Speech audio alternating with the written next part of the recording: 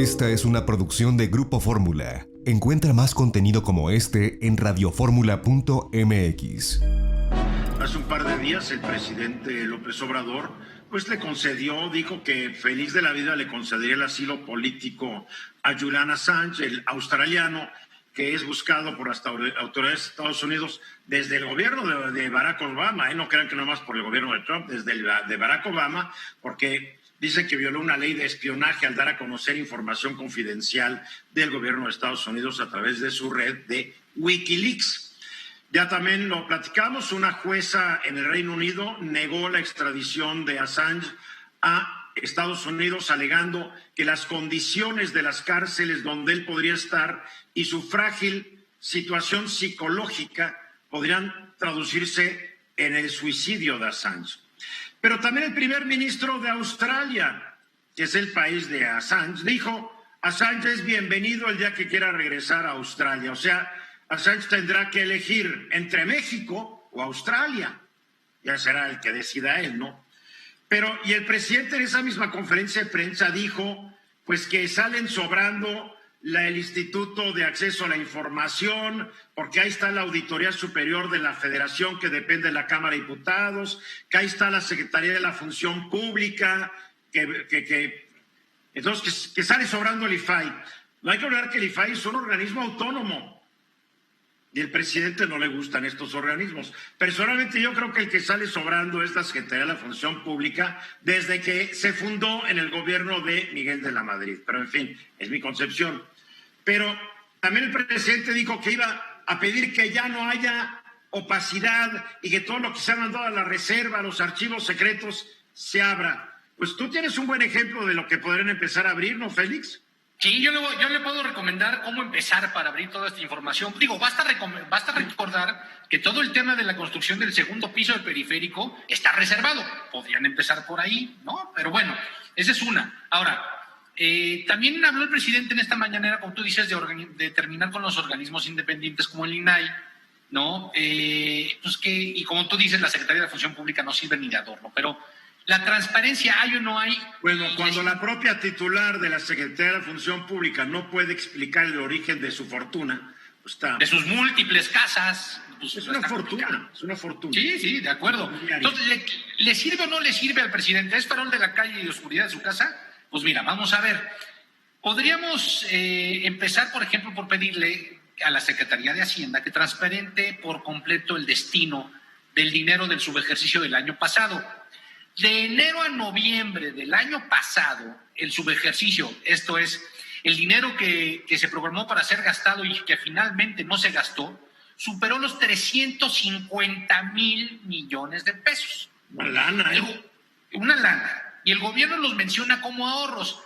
Pero al estar programados, ese dinero lo que pasa es que regresa a la Secretaría de Hacienda y Hacienda ahí elige a discreción a dónde va ese dinero.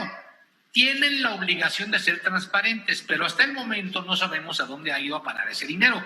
Este es uno de los ejercicios con los que nos gustaría empezar. Porque ¿de dónde vino ese ahorro? Ahí te voy. Ese ahorro, por ejemplo, se dio en áreas vitales. Por ejemplo, la compra de medicamentos y equipos. ¿Te acuerdas de todas esas quejas de falta de medicamentos para niños con cáncer, la falta de vacunas? Bueno, pues ese es parte del presupuesto del que hubo subejercicio. Te voy a ser un poquito más específico. Al mes de septiembre del año pasado, el IMSS y el ISSSTE habían dejado de ejercer 37,000 millones de pesos. Del IMSS se dejaron de ejercer casi 7,000 millones de pesos en el rubro de materiales, accesorios y suministros médicos, para el que había un presupuesto de 13,000 millones de pesos. Es decir, se ejerció menos de la mitad del presupuesto. En medicamentos, por ejemplo, el subejercicio fue de 500 millones de pesos. Hay 500 millones de pesos que no se... Millones no están. Pues te aseguro que le hubiera ayudado a mucha gente que no encontró medicamentos, ¿no? En servicios integrales, 1,500 millones de pesos. Pero en el ISSSTE se tenía un presupuesto de 9,000 millones de pesos para compra de medicinas y de productos farmacéuticos. Solo se usaron 3,000. Se regresaron 6,000 millones que no se ejercieron. Entonces, de ahí vienen los ahorros que el presidente nos cacarea, según tú. Así es. Entonces decir, oye, fíjate que ahorramos tanto, pues sí, pero es que ahorraste en medicinas y entonces la gente no las puede obtener. Eso o sea que el presidente no está gastando el dinero como lo ordenó el Honorable Congreso de la Unión al aprobar el paquete económico 2020. Efectivamente, lo que está pasando es que le están diciendo a las dependencias, no te gastes todo el dinero, me lo vas a regresar a Hacienda y Hacienda lo va a repartir para lo que yo quiero.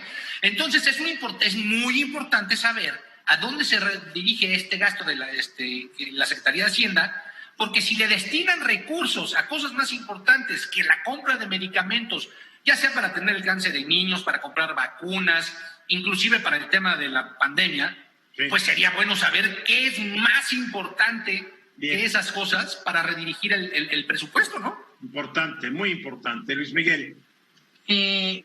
Decía Félix, y tiene mucha razón, con transparencia saber a dónde se redirigió.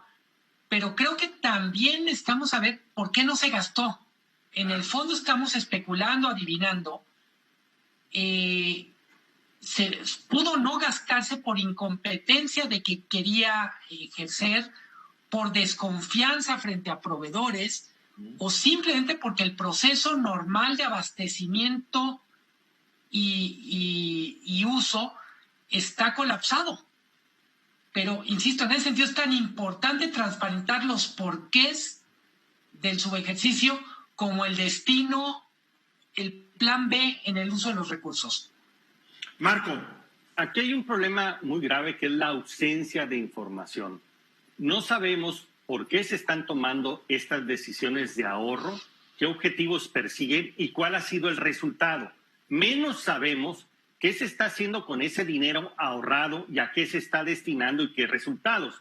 Yo también aquí invitaría al INAI, que fue una institución creada constitucionalmente para defender el derecho de los mexicanos al acceso a la información, que hiciera también su trabajo y presionara para tener el acceso a esta información. Recuerda que el INAI va a presionar siempre con base en la solicitud que haga un ciudadano. El INAI no actúa porque quiere, el INAI actúa. No es de oficio. O sea, tú primero pides la información a una dependencia. Si la dependencia te manda al diablo, ya recurres al INAI. Pero a quien le tocaría también averiguar qué pasó, lo malo es que lo va a hacer ahí por el año de 2022, es a la Auditoría Superior de la Federación, porque nuestros políticos, diputados, senadores han sido tan brillantes que no han querido aprobar que la Auditoría Superior de la Federación pueda verificar en línea y en el momento cómo está haciendo el gasto público. Apenas están estudiando el año 2019.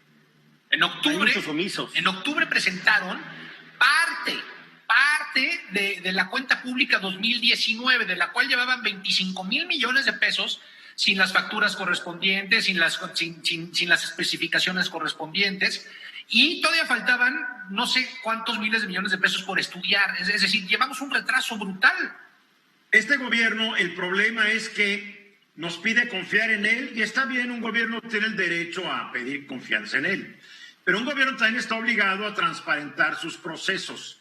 En este gobierno, el último dato que yo me quedé es que por lo menos 3/4 partes de las compras que hace son sin licitación.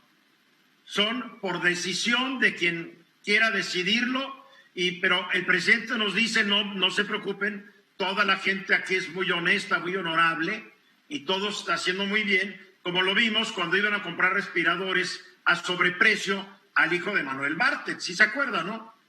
Digo, Luis Miguel. En este contexto, en la necesidad de respaldar lo que está pasando con documentos, es especialmente grave el escándalo de un documento falsificado para explicar el apagón. Porque alguien dirá, no tiene que ver una cosa. Alguien dirá, no tiene que ver una cosa con otra, pero es si se atreven a falsificar un documento de protección civil, pues la duda es cuántos documentos están falseados. El problema es que cuando el gobierno de Tamaulipas dijo este documento es falso, el gobierno de la República dijo que no, que ese documento era bien auténtico. Y ahora que ya se demostró que es falso, bueno, no importa. Digo, no. ¿Quién fue el autor de ese documento y quién fue el que se encargó de difundirlo? No hay consecuencias. No, perdón, pero la pregunta para mí, Eduardo, también es ¿cuántos documentos más falsos están avalando grandes tomas de decisiones? Pues no, o sea, yo no he visto un solo contrato de la compra de vacunas, porque por un lado un día el presidente anuncia que ya se contrataron 35 millones de dosis de la vacuna china CanSino y al día siguiente el Merolico, que trabaja como subsecretario de Salud, sale y dice que son 10 millones. Ya no entiendo nada. Marco. Ese es el problema. Hay muchas preguntas que no tienen respuesta y se dejan ahí con una desatención terrible. Estamos de acuerdo en los principios, la austeridad, la racionalidad del gasto, pero no estamos de acuerdo que esto esconda procedimientos que están siendo señalados y que tienen que ver con una opacidad y con actos probables de corrupción y que no haya respuestas. Es urgente también tener información al respecto para poder nosotros como mexicanos certificar que los principios están cumpliendo. Este gobierno está más obligado que los anteriores porque ese fue aparte de la oferta.